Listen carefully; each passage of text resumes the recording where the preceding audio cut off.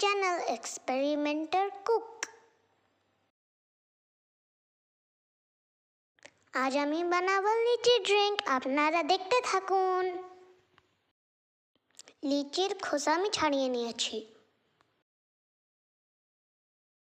আমার টবের গাছে লেবু ধরেছে, আমি লেবুটাকে তুলে নিচ্ছি।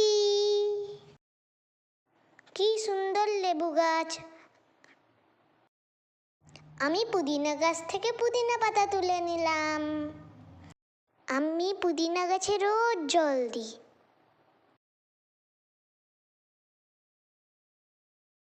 মিক্সচার গ্রাইন্ডারে চিনি দিয়ে দিলাম।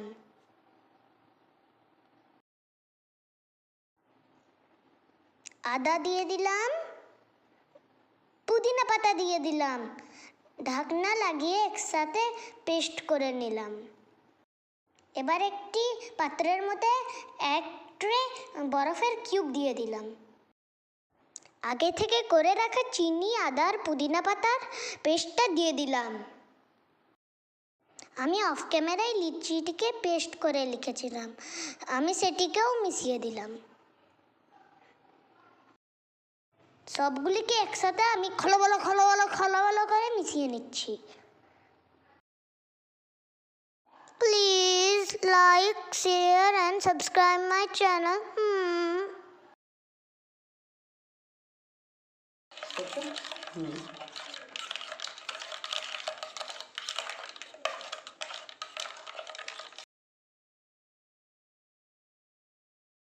সবশেষে লেবুর রস মিশিয়ে দিলাম।